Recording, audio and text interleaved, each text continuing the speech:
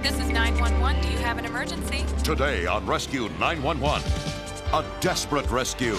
It was cold, probably 15 degrees below zero. As a family searches the freezing wilderness for their wounded brother. We didn't take time to realize how bad he was. We just knew we had to get him out of there. Then, a 6th grade student gets a crash course in saving a life. I was scared because I figured he might not live. But can he make the grade? On Rescue 911.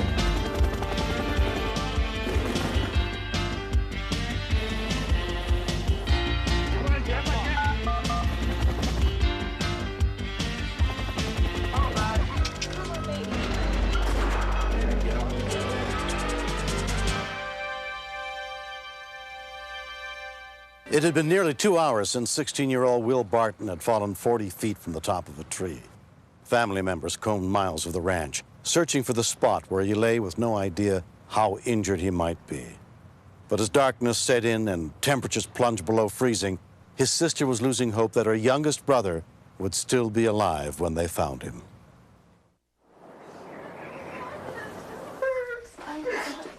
Mom was saying everything's going to be fine, he's not going to be that serious.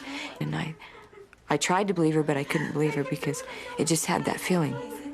It's like time skips a beat, and when it resumes beating, your life's changed. Where are we getting props, guys? Let's go right here. It was really dark outside. It was cold, probably 15 degrees below zero with the wind chill factor. But we didn't notice the cold. Matt, where is he? Let's go. We had that whole mountain where he could be, and we panned out and we started running, and were we in the right spot? Just the anxiety of not knowing was the worst. Bill?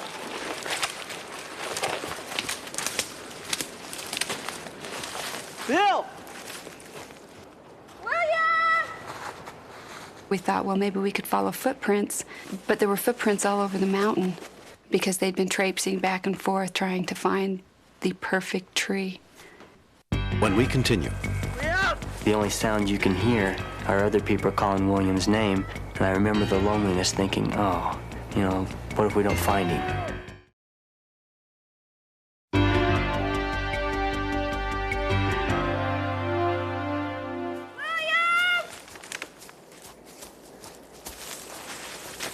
The only sound you can hear are other people calling William's name, hoping for a sound.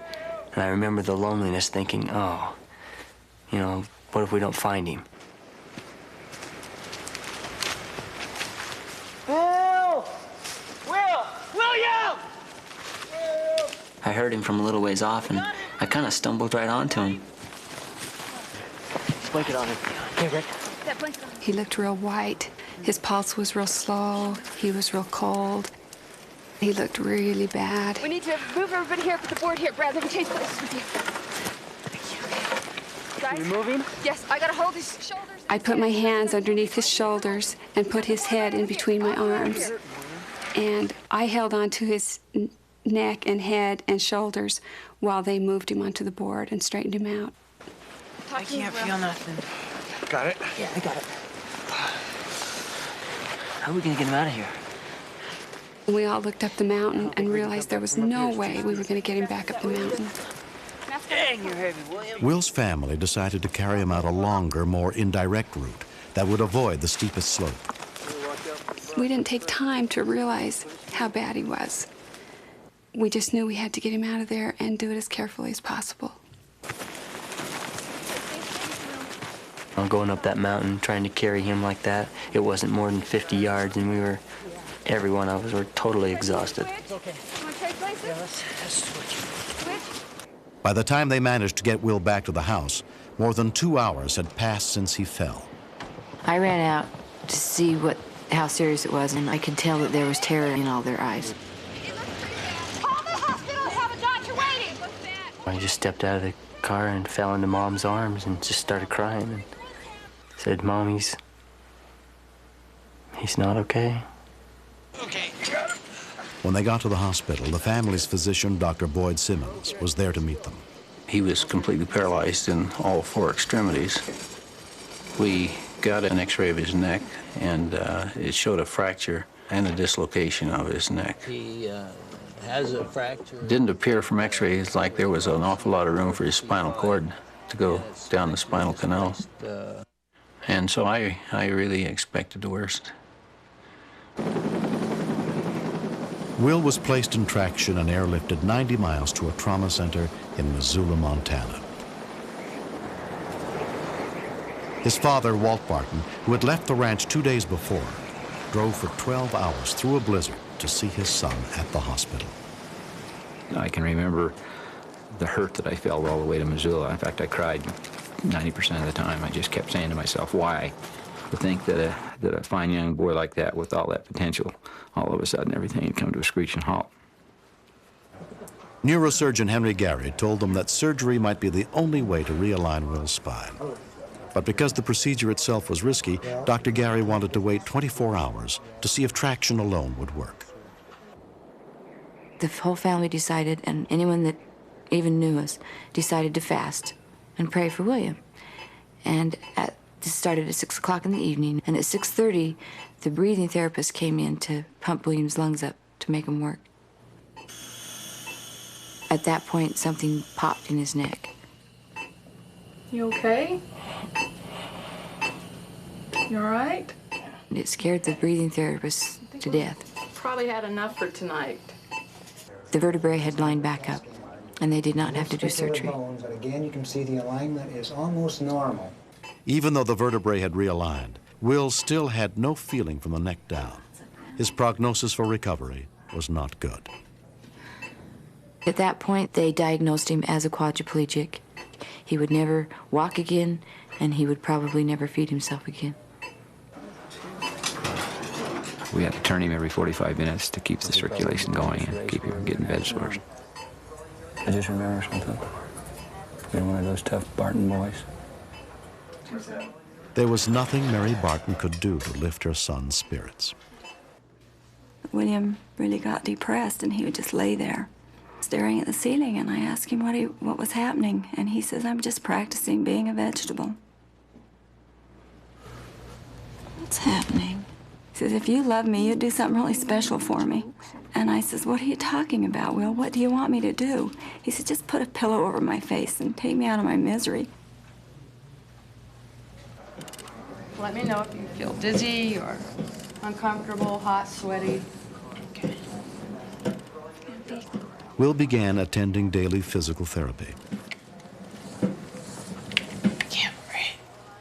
What, is he all right? He doesn't have a heartbeat. What's happening? The one nurse was breathing in his lungs, and he started breathing again. Will? Are you okay, Will? I remember the nurses rushing around me, panicking, trying to, they were trying to get a pulse, and I started to see a bright light and the most beautiful garden you've ever seen. It's slow, Shelley. That was the turning point in my whole recovery, because it was my choice to be here. I would have bad days after that, but I never wished I hadn't have made that choice. I'm glad I did. His condition slowly improved, but doctors held out little hope that he'd ever walk again. It was about late February. He says, "I feel really strange. What I want you to do is I want you to pull me up and hold me." He says, "I want to stand up." How does it feel? What do you want me to do now? Try to step back. Step back? Yeah, I think I can stand. And all of a sudden I felt the weight of his body relaxing, and I felt him starting to take on some of the weight that he had. And before it was over with, he was standing there pretty much by himself. Hey, man, look at that. I can stand.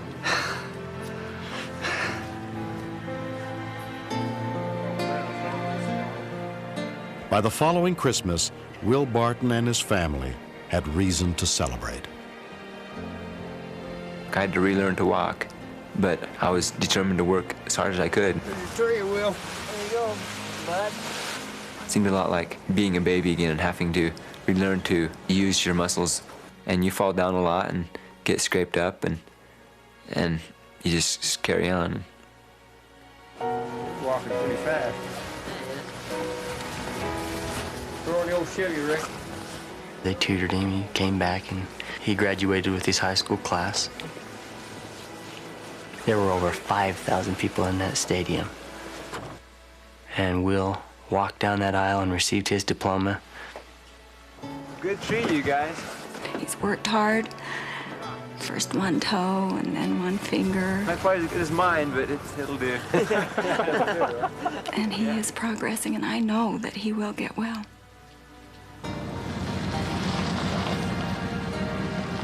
William has been such an inspiration to the family from a standpoint of strength, from a standpoint of being able to accept, from a standpoint of seeming to just bring the family unit closer together.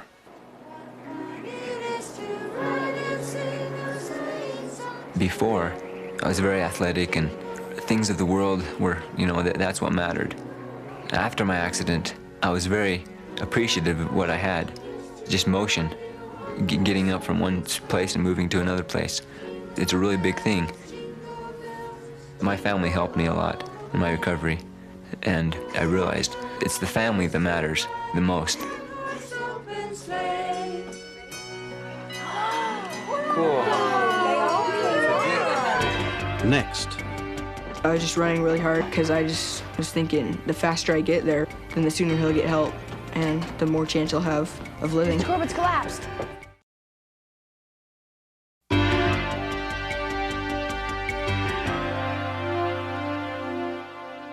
"40-year-old Randy Corbett had been a teacher at Tracyton Elementary School for 18 years in Western Washington.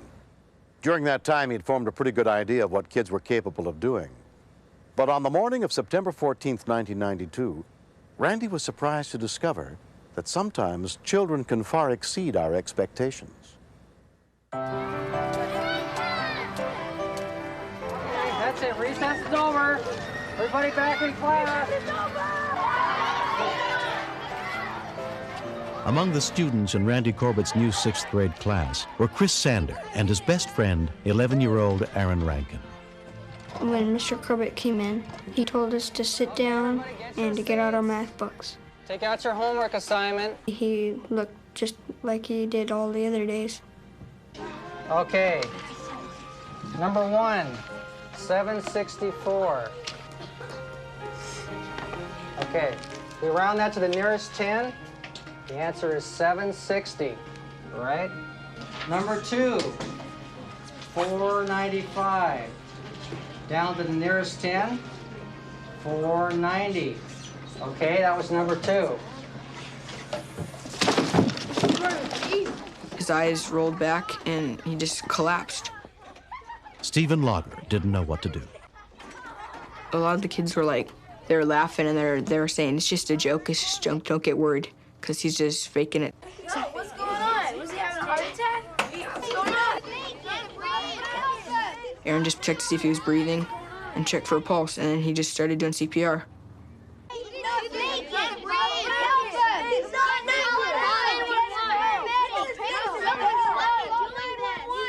My dad's a paramedic, and my mom's a nurse.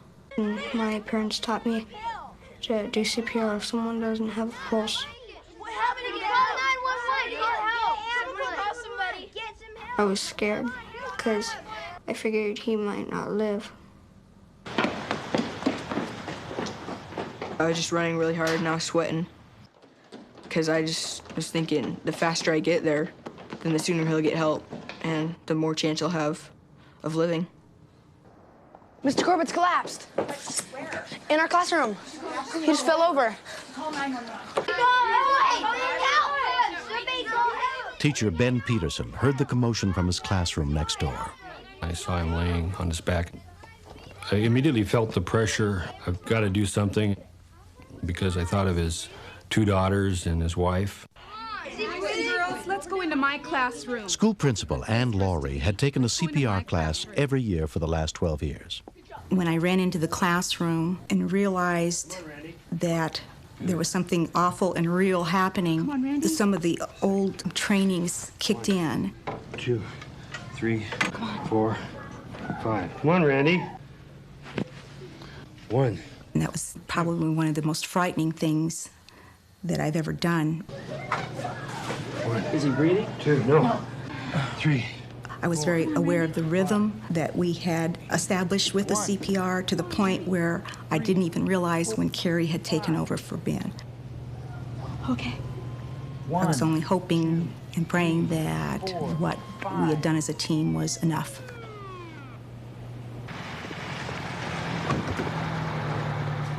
Within 6 minutes of Randy Corbett's collapse, rescue units with Kitsap County Fire District 15 arrived, including EMT Brian Danskin. When we first pulled into the school, the first thing I noticed was the sign on the window that said Mr. Corbett. Instantly, that rang a bell that used to be my 6th grade teacher. I had no idea who it was actually that was down in the classroom until I moved around to his head to assist him in ventilations, and I saw that it was Mr. Corbett. Come on, Randy. I've done CPR on quite a few people, and you always want to save the person. But when you know the person, it's just that much extra that you want this person to survive.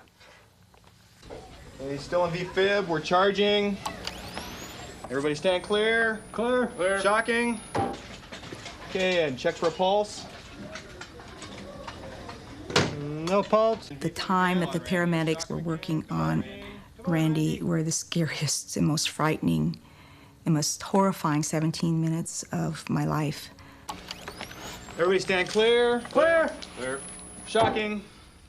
I wanted the paramedics to be done, and I wanted the happy ending to be right then and there. Still in V-fib. We're going to charge. Come on, Randy. Everybody stand clear. Clear. Shocking. Check for a pulse. Come on, Randy. We have a pulse. Okay, let's get a blood pressure on him. Right after the fist shock, we got a rhythm back, and he started to breathe somewhat on his own. You're up. Way to go, Randy. 35th. Randy was hospitalized for 7 days. Doctors determined that he suffers from an inherited condition which causes the electrical currents in his heart to malfunction and led to his cardiac arrest.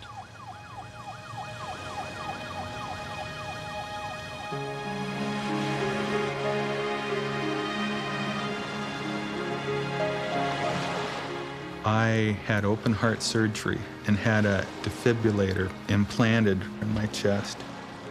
It sends an electrical impulse to my heart, so it's just like having a paramedic right at my side all the time with the 2 paddles. I don't look at it as something of fear. It's keeping me alive, so it's something to really be happy about. Since the incident, Randy's wife, Sue, has learned how to do CPR. He was lucky if this had to happen, that it happened at school. Aaron acted so quickly, and the other students and the principal and the teachers did what they needed to do, and I'm sure that saved his life. During Randy's recovery, Aaron visited him and brought get well cards from the whole class. Thanks. They told me that if I hadn't done CPR, he might not have lived. Before I thought, oh, it'll never happen to me. I'm Sue Corbett. But now I know that it could happen to anyone. Thanks for doing such a good job. I was proud of myself, and I was glad that I was there that day. The American Heart Association and the school district honored Aaron for saving his teacher's life. The fact that he reacted so quickly in getting oxygen to Randy's brain set the stage for a successful ending. We're going to have all our 6th grade students trained in CPR. We're here to learn CPR, and what I'm going to do is demonstrate the steps in initiating CPR, just like Aaron did on Mr. Corbett. I believe that all children should be taught CPR all over the United States in school. I shake and shout, hey, are you okay? And if they're taught, there'll be a lot of lives saved. 6 weeks after his cardiac arrest, Randy Corbett was ready to return to his teaching job.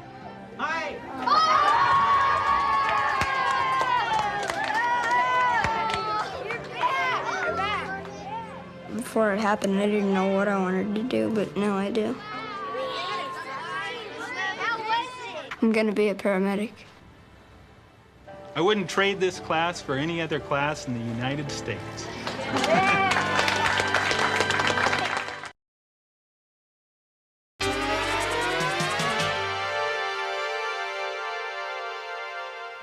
Every year in this country, thousands of people suffer spinal injuries. It's critical when treating accident victims not to move them unless their life is in immediate danger. This series is dedicated to all the men and women who choose to get involved when a life is at stake. I'm William Shatner. Join us again next week for more true stories on Rescue 911.